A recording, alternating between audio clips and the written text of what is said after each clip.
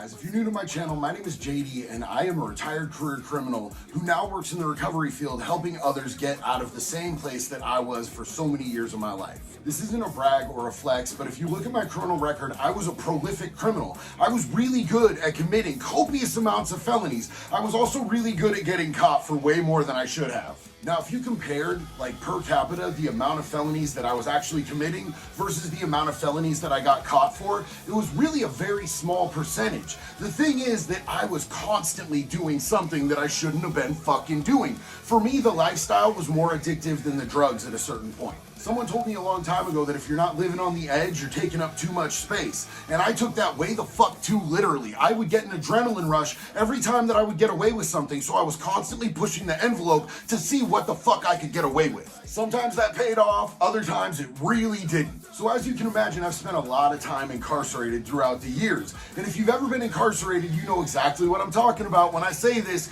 you will always have a daydream, a fantasy running in the back of your mind about how the fuck could I escape. And I'm not talking about before you get arrested, because I'm 9 out of 11 on high-speed chases. I got away in a lot of those motherfuckers. I'm talking about actually escaping from a prison or a jail. And I've never successfully done it, but there was one time that I came damn close, and that's the story I want to tell you all about today. So start a nice cozy fire in the fireplace, pop some popcorn, grab a hot chocolate or maybe a nice microbrew, because we're going the fuck in.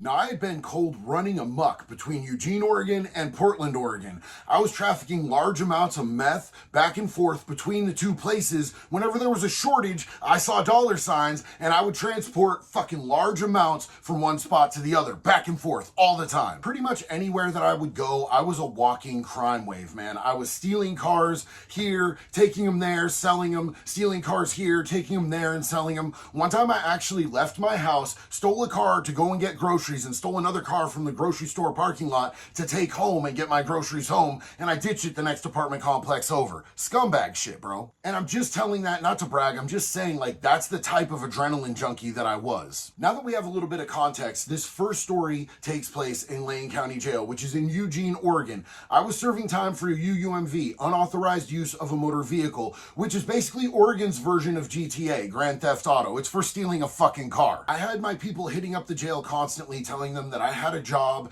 and that they needed me out there for this company. My family owned their own construction business, and my pops was really adamant about trying to get me back to work. So eventually the jail let me go to their work release program, which was still on site. It was still a part of the jail. It was still a lockdown facility. Now, while you're in work release, you're not allowed to drive. Like, you are absolutely not allowed to get behind the wheel of any vehicle unless it's specifically for work. But to get to and from work, you're fucked. You got to figure it out. Bus, bike, fucking Chevrolets, Lamborghinis, whatever the fuck it is, you cannot be behind the wheel of a car. So I had my bike and I was riding to and from work 8 miles each way every day. It was during the summer, so it was decent weather, and I was killing it, man. I was super fucking fit. I was about that life. I would take a bike path every day there and back that ran parallel with the Willamette River, and there's a dope-ass rope swing along the way. So every day after work, I would jump off the rope swing into the fucking river and show up back at the work release wet. I'd been there for about 2 months, maybe 2.5 months, and the main deputy there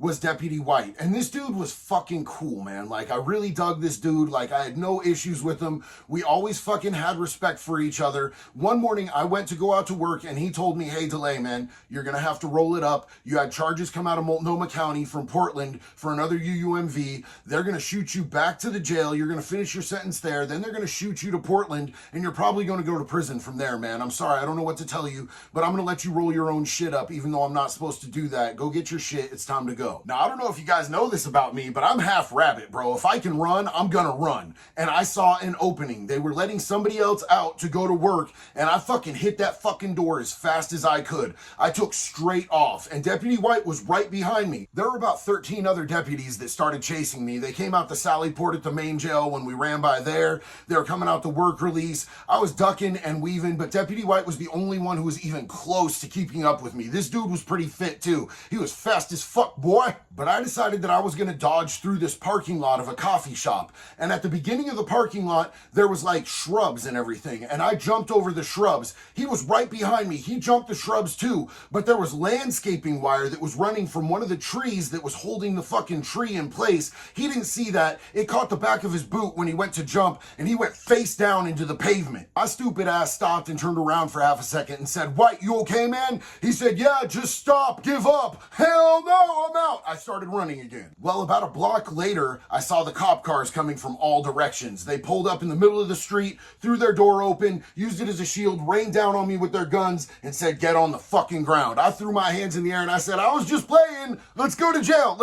Let's go to jail right now. I was just playing." Now, when I'm in my cardio weight, I'm faster than a goddamn gazelle, bro. You might not be able to tell it at my bodybuilder weight, but when I'm thin and I'm fit and I'm lean, bro, I can get there quick as fuck. But if you've never lived on the West Coast, there's one thing you need to know about them popo out there, bro. That 12, them motherfuckers, they will shoot your ass, bro. They will shoot you in the front, they will shoot you in the back, they will shoot you in the sides. They are trigger happy motherfuckers. Now, I just have a personal policy as someone who doesn't want to get shot, that as soon as they pull the guns out, it's over. Chase is done, man. I throw my hands in the air every time, all the time, anytime. When they pull their guns, bro, I'm done. I got down on the ground, put my hands on the back of my head. Right about that time, all the deputies caught up. One of them put his boot on the back of my hands, on the back of my head, and stomped my face into the pavement. They ripped my arms behind my back and cuffed me, and about 6 or 7 of them took turns boot moshing the shit out of my ribs and face. Now, mind you, all of this is downtown Eugene in the early morning when everybody's out, the hustle and the bustle, and somebody got all of this shit on film, right? And they gave it to the news. So later that night, I guess I was on the news for getting my fucking ass kicked by the police. I didn't know any of that shit, man. I was in a fucking cell in the hole in Lane County Jail, coughing up blood, probably with a concussion. They didn't let me go see medical. They just threw me in there without a mattress on the fucking floor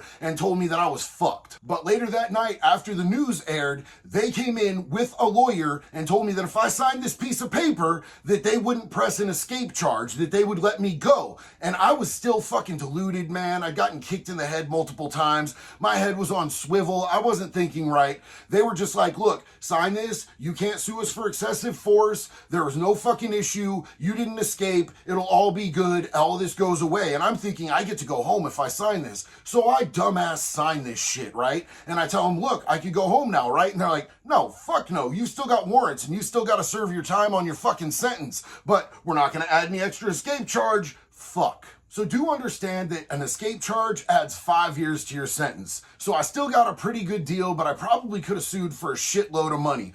A shitload of money versus 5 years in prison, I think I did just fine. I'm glad that I went with the option that I went with. It just sucked sitting in the hole until the rest of my sentence was over, getting drug up to Multnomah County. Multnomah County released me like before I even made it to a cell. I just hit intake, they charged me, I saw a judge the next day, and I made it right out of fucking booking, straight back to the streets. But honest to God, y'all, any of you that haven't done time might be thinking like, "Yo, I would have taken the money." Look, I would take an ass whooping to get out of being incarcerated any day. Like, if you told me that 5 dudes could beat me up and I didn't have to sit in jail for a month, I'm getting my fucking ass whooped, bro. Run up. I've taken a lot worse ass whoopings for a hell of a lot less. Believe that, fam. And it wasn't that much later that I was in prison serving my sentence. And you better believe that the entire time, my little ADHD brain was spinning wheels on how the fuck I could escape. Every institution I went to, I had a plan that was all mapped out. Now, I didn't fucking act on it because that 5 years, I was doing less than 5 years in the first place.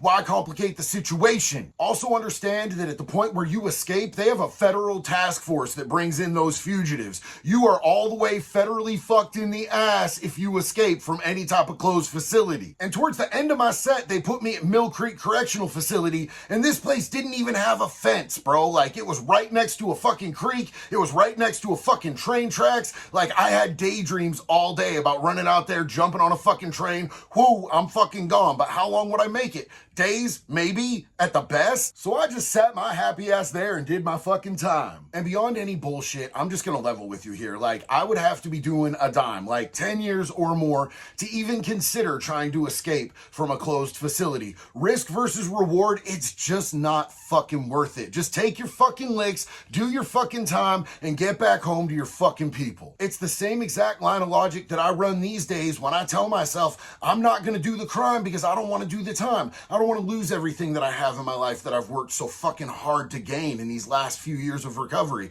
I don't want to sit there and have to shower with other dudes, ask fucking cops for fucking toilet paper, eat fucking trays, sleep on those fuck-ass yoga mats, wear underwear that 100 other dudes have worn before me. None of that shit sounds appealing to me in my fucking 40s, so I just don't do the fucking crime no more, homeboy, because I don't got it in my blood to be able to snitch. I'm not going to get out of my shit in any funny style type of way, so I just sit back and I fucking work and I make my money legally and I do the honest right thing, and my life is so much better for that. I cannot tell you guys how much more I enjoy the quality of life that I have now working in recovery, doing fucking manual labor to supplement my income than I ever did doing crimes. It just wasn't worth it. So I hope y'all enjoyed this, man. If you did, drop me a comment in the comments. If you guys have anything that you want me to do videos on, put that bitch right in the comments. I fucking love y'all and I appreciate y'all. Keep coming back, man. We got a lot more stories to tell. Be good or be good at it. One love.